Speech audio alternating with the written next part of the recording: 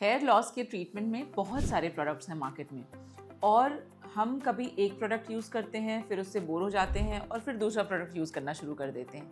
क्या इसमें कोई साइंटिफिक एविडेंस है जो हम प्रोडक्ट्स यूज़ कर रहे हैं आखिर वो सेलुलर लेवल पे हमारे हेयर लॉस को कैसे ट्रीट कर रहे हैं? प्रोकैपिल, कैपेक्सिल, रिडेंसिल, मिनॉक्सिडिल, फिनास्ट्राइड, इतने सारे कंपाउंड और कॉम्प्लेक्सेस हैं। आखिर काम क्या करता है, किस लेवल पे करता है, ये जानना आपके लिए ज़रूरी है क्योंकि आप इसको प्रोलॉन्ग्ड यूज़ करते हैं और रिपीटेड यूजेज करते हैं। तो आपके लिए ये जानना ज़रूरी है कि साइंटिफिक एविडेंस क्या कहता है कि इनमें से क्या एक्चुअली काम करता है और क्या नहीं, और आपके स्पेसिफिक कंडीशन के लिए क्या बेटर है कि आप कौन सा प्रोडक्ट यूज़ करें। मैं डॉक्टर शिल्पी विदानी हूँ, मैं एक प्लास्टिक सर्जन हूँ और SB एस्थेटिक्स गुरुग्राम में प्रैक्टिस करती हूँ। SB ट्राइकोलॉजी हमारी डेडिकेटेड हेयर रिलेटेड स्पेशलिटी है SB एस्थेटिक्स के अंडर। अब हम बात करते हैं ये तीन प्रोडक्ट्स, प्रोकैपिल, कैपेक्सिल और रिडेंसिल। इन तीनों में क्या बेटर है यूज़ करना? अक्सर आप देखेंगे कि जो हेयर ग्रोथ सीरम्स हैं इसमें इनमें से तीनों में से कोई एक ना एक कंस्टिट्यूएंट ज़रूर होता है। तो क्या एक का होना काफ़ी है या तीनों होने चाहिए या कुछ कॉम्बिनेशन बेटर वर्क करता है? इस वीडियो में हम यही जानेंगे। पहले हम आते हैं रिडेंसिल पे। रिडेंसिल बेसिकली एक प्लांट डेरिवेटिव है और ये एक पेटेंटेड प्रोडक्ट है और इसमें डिफरेंट केमिकल्स का कॉम्बिनेशन है और ये जो काम करता है ये बेसिकली स्टेम सेल लेवल पे काम करता है। स्टेम सेल लेवल मतलब कि ये हेयर ग्रोथ को इनिशिएट करता है। एनाजन फेज वो फेज है हेयर का जो स्टार्ट ऑफ ग्रोथ होती है, तो ये एनाजन फेज होती है। जब आपके हेयर फॉलिकल्स डोर्मेंट हो जाते हैं, मतलब अब वो ग्रो ही नहीं कर रहे, तब रिडेंसिल जैसा प्रोडक्ट काम में आता है क्योंकि वो अवेकन करता है स्टेम सेल्स को और वो हेयर ग्रोथ को स्टार्ट करवाता है, मतलब हेयर को पुश करता है कि वो एनाजन फेज में जाए। तो ये है रिडेंसिल, ये एक प्लांट डेरिवेटिव हुआ। अब हम आते हैं दूसरे प्रोडक्ट पे जो है कैपेक्सिल। अब ये जो प्रोडक्ट है ये है बेसिकली एसिटाइल टेट्रापेप्टाइड और रेड क्लवर एक्सट्रैक्ट का बना हुआ है ये प्रोडक्ट, और ये हेयर फॉलिकल्स के स्टेम सेल्स पे काम नहीं करता बल्कि उसके अराउंड काम करता है। मतलब जो सपोर्टिंग प्रोटीन्स हैं हेयर फॉलिकल के, ये उस पे काम करता है और हेयर फॉलिकल्स को एंकर कराता है ताकि वो गिरे नहीं। और इसका कुछ हद तक एक्टिविटी इसकी DHT पे भी है, जो कि हेयर के मिनिएचराइजेशन प्रोसेस या उसके छोटे होने के प्रोसेस में सबसे एक्टिव हार्मोन है। तो कुछ हद तक इसका एक्शन DHT पे भी है। तो बेसिकली ये हेयर फॉलिकल को एनाजन फेज में कंटिन्यूड रहने के लिए मजबूर करता है। तो prolonging of the anagen phase इसका काम है।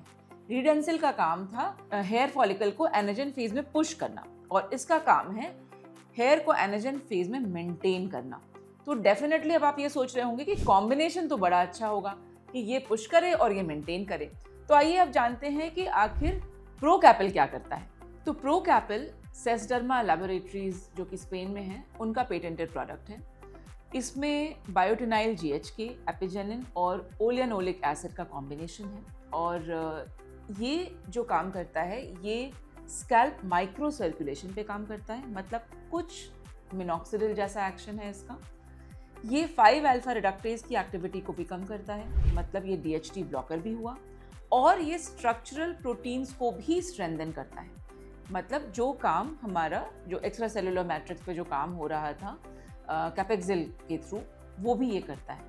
तो ऑब्वियसली ये एक kind of jack of all trades हो गया कि ये तीनों लेवल पे काम करके हेयर ग्रोथ को बढ़ा रहा है। तो जब हम परसेंटेजेस की बात करते हैं, रिडेंसिल जनरली 1 to 3% में अवेलेबल होता है, कैपेक्सिल अप्रॉक्सीमेटली अबाउट 0.5 to 5% में होता है अवेलेबल, और प्रोकैपिल सिमिलरली अराउंड 3% में अवेलेबल है। अब हम जब कॉम्बिनेशन की बात करते हैं तो RCP के नाम से ये कॉम्बिनेशन फेमस है। बहुत बार आप देखेंगे कि हेयर सीरम्स में लिखा होगा कि RCP कॉम्बिनेशन, रिडेंसिल, कैपेक्सिल और प्रोकैपिल। अब आते हैं कि साइंस क्या कहता है, साइंटिफिक एविडेंस क्या है। जब हम साइंटिफिक एविडेंस की बात करते हैं तो इन तीनों के ही साइंटिफिक एविडेंस में जो स्टडीज़ हैं वो छोटी स्टडीज़ हैं। कोई लॉन्ग टर्म या लार्ज स्टडीज़ नहीं हैं जो कि साइंटिफिकली प्रूव करें कि आज की तारीख में ये फिनास्ट्राइड और मिनॉक्सिडिल को रिप्लेस कर दें। ऐसी कोई भी स्टडीज़ नहीं है। लेकिन जब हम इनके स्पेस की बात करते हैं कि कहाँ ये फिट होते हैं, तो डेफिनेटली साइंटिफिक एविडेंस अभी स्ट्रॉन्ग नहीं है, क्योंकि नए प्रोडक्ट्स हैं, साइंटिफिक एविडेंस अभी अक्यूमुलेट हो रहा है। जो भी साइंटिफिक स्टडीज़ हैं वो इन कंपनीज़ के थ्रू ही हैं, तो उसका फिर जो वेटेज है वो कम हो जाता है थोड़ा, क्योंकि इन्होंने खुद ही अपनी स्टडीज़ को स्पॉन्सर किया। बट फिनास्ट्राइड और मिनॉक्सिडिल ऑब्वियसली ये बहुत स्टडीड प्रोडक्ट्स हैं, ड्रग्स हैं, और ये जितने भी जो आरसीपी कॉम्बिनेशन मैंने बताया या इंडिविजुअली भी आप उनको कंसिडर करें, तो ये एक कैटेगरी होती है कॉस्मेटिक एडजंक्ट्स, ये उसमें आते हैं। ये ड्रग्स के कैटेगरी में नहीं आते, ये मेडिसिन के कैटेगरी में नहीं आते। ये कॉस्मेटिक एडजंक्ट्स हैं जो कि बेटर कर सकते हैं आपके हेयर फॉल का ट्रीटमेंट या हेयर लॉस का ट्रीटमेंट, लेकिन ये मेन स्टे ऑफ थेरेपी नहीं हो सकते। और अगर आपको एंड्रोजेनिक एलोपेसिया है तो डेफिनेटली फिनास्टेराइड और मिनॉक्सिडिल का कोई तोड़ नहीं है आज भी, हम अगर मेडिकल ट्रीटमेंट की बात कर रहे हैं। तो जब हम कॉम्बिनेशंस की बात करते हैं तो कुछ स्टडीज़ ऐसी भी हैं जिन्होंने तीनों को स्टडी किया है, जिन्होंने 2 के कॉम्बिनेशन स्टडी किए हैं, तो फ़ायदा हो सकता है। अगर आपका जो हेयर फॉलिकल है वो बिल्कुल ही डॉर्मेंट और एकदम ही मिनिएचराइज हो चुका है, तो इन लोशन से बहुत फ़ायदा नहीं होगा, इन सीरम से। आपको मिनॉक्सिडिल ही ट्राई करना पड़ेगा सबसे पहले हेयर ग्रोथ को स्टार्ट करने के लिए।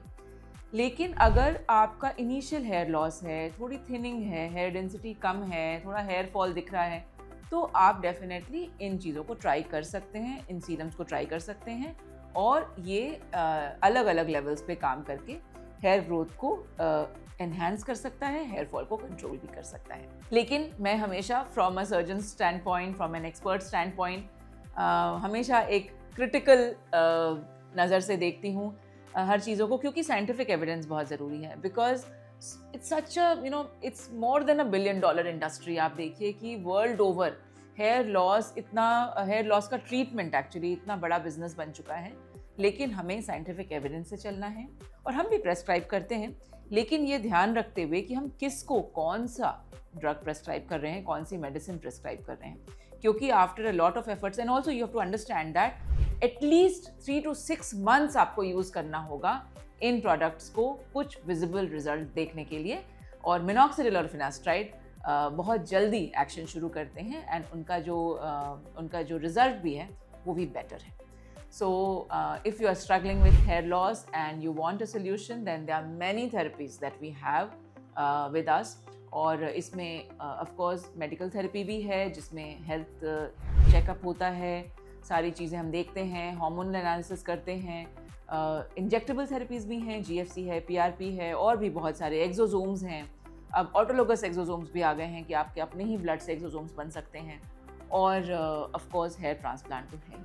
So all the best with your hair loss treatment, and do get in touch with us for any hair related problems. Thank you.